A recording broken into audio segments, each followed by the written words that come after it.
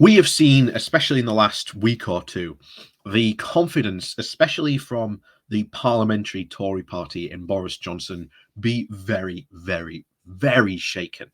We've already talked about how the fact that Johnson is really sitting on a incredibly ungovernable party because, again, of the factions within factions, the different ideologies at play in the Tory party, and again coming out of um, not only the coronavirus, but out of the coronavirus recession that it has caused to this country, there are going to be big questions asked and big solutions needed to help restore the economy of the UK and the country and to help solve the big problems that we are facing, especially the ones that the pandemic uncovered.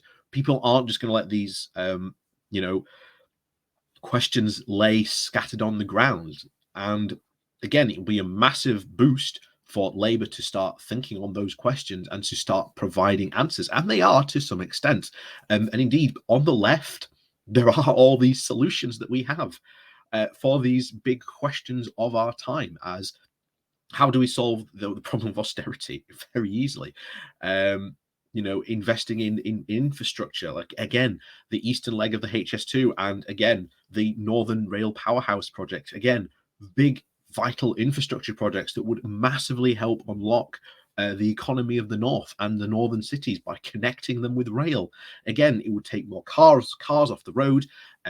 You'd get the fast trains going on the HS2, which would again allow capacity for the local rail trains, which again important, which would mean more services, better services for local people.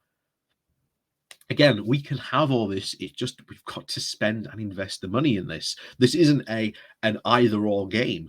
We can do this, but the Conservatives just don't want to spend the money. And how long Boris can keep up his boosterism is very much, I think, the question is now, because his party seems to have seen through him. It's the question of how long before the public goes, well, Boris is lying. We've seen the reactions about HS2 cancelling the eastern leg. Most of the Northern Rail Powerhouse project has literally been cancelled at this point. And the few meters, literally, it's like meters of track, aren't really going to make that bigger improvements to commuters' lives. So let's jump into this articles then and find out what could happen essentially if the inflation starts to bite. How could voters react to this? So before we do jump into this article, please do remember to hit that like, share, and subscribe button. And of course, down below, there are links to my Patreon page and an donation link called Buy Me Coffee, where you can, well, buy me coffee. And as always, thank you very much to all those people who do support the channel that way. So on with the article, then we go.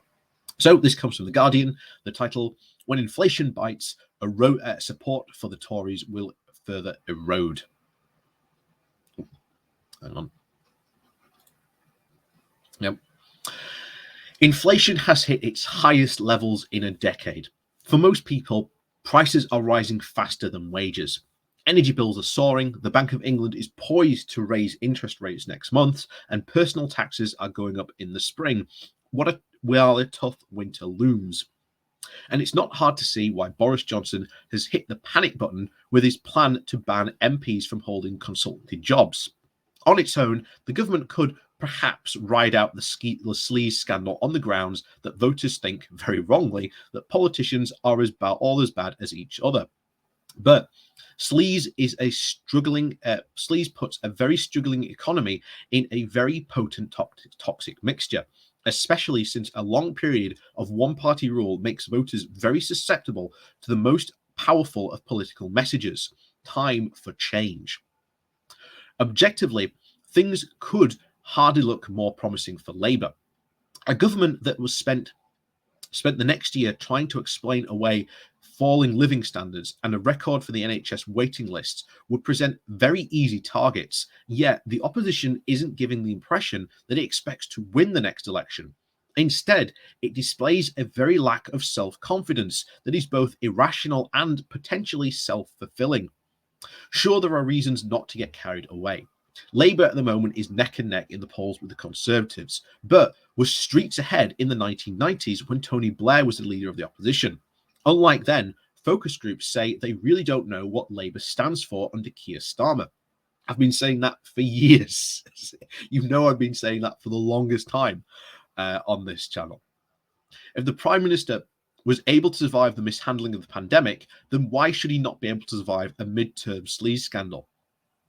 All that is obviously true, but enough of such pessimism. There is more optimism case to be made for this. For a start, the public mood is shifting after a period in which voters cut the Conservatives an immense amount of slack. Britain had one of the worst per capita death rates from COVID-19, but in large part due to the emergency economic support package put in place by the Treasury, Johnson avoided being blamed. After spending hundreds of billions of pounds preventing mass unemployment, Chancellor Rishi Sunak is now providing less help. The furlough scheme has already come to an end and has the stamp duty holiday for home buyers and the £20 a leap uplift to universal credit. Some limited support for working poor was announced last month in the budget, but in general, measures brought during early the months of the crisis in 2020 have either gone or are just being phased out. The economy is still trying to make up for lost ground during the lockdowns, but during the course of the next few months will once again be recognizable as low growth, low productivity, low unemployment model that has existed pre-pandemic. Yet, there is one key difference. This time, Britain will face an annual inflation rate of at least 5% or more. It is, of course, possible that workers will meekly accept their cut in line of living standards. And there are those who say the culture war issues matter more in shaping voter patterns these days. But traditionally, governments become less popular when real inflation-adjusted incomes are falling. And there's no reason to imagine why this pattern has not changed. Sunak's response to the latest cost of living figures was to boost about the $14 billion he'd spent to try and mitigate the impact of rising prices on households. This too is telling because that demonstrates how the Conservatives have flinched ideas from the left for their economic strategy. Ed Balls, the shadow chancellor in 2011, said austerity would be a disaster. And now Johnson agrees with him. Trade unions played a very critical role in developing the furlough scheme, which effectively nationalised a large chunk of the workforce. Surviving the pandemic and meeting a manifesto of commitments to try and level up have forced the Tories to become a party of big government, and pressures to spend now looks certain to grow. The crisis of confidence on the left is not new and is not confined to Britain. Since the collapse of the Berlin Wall, social democratic parties have been struggling to try and redefine themselves, but this should not be hard. For a start, the right has been going through its own existential crisis since the financial crash. The heyday of unfettered free markets came to an end with the collapse of the Lehman Brothers in 2008. The view of globalization or capitalism are unstoppable forces has to be resisted, because this is clearly not the case.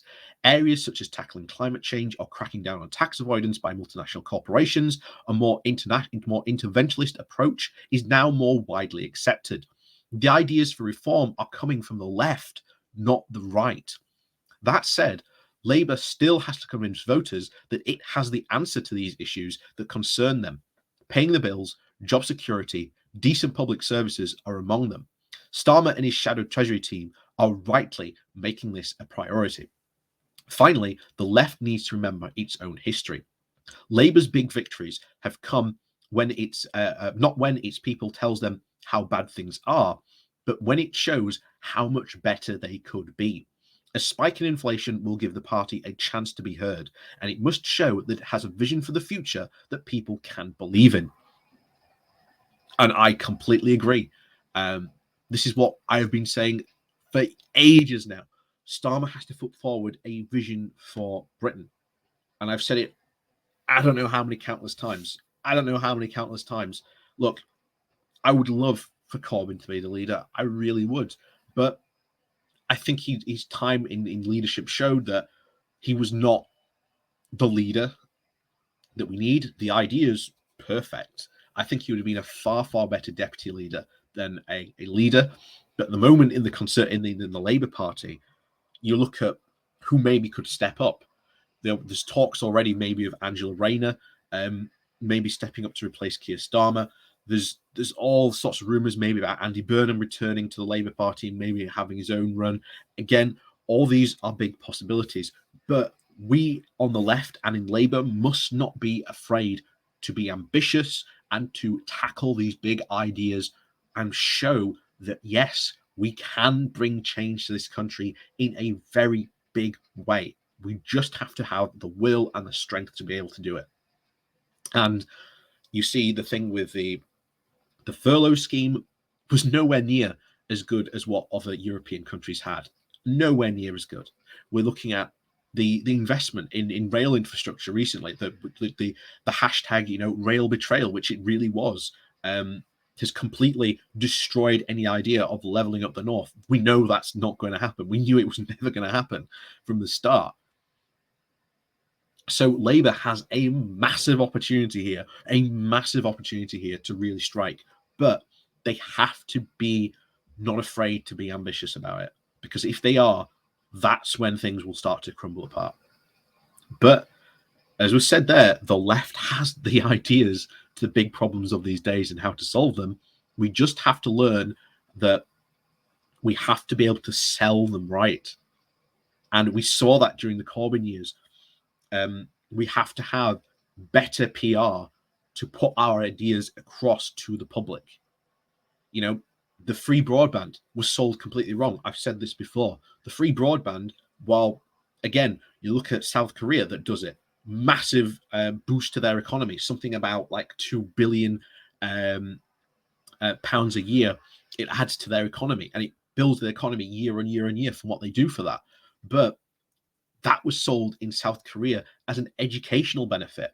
We can sell it like that again to the people as a massive educational tool. We look at how universal credit forces people to do everything online these days. Well, we know, especially through lockdown, internet was more a luxury rather than for what people could afford. So let's just make it free, And here's the thing.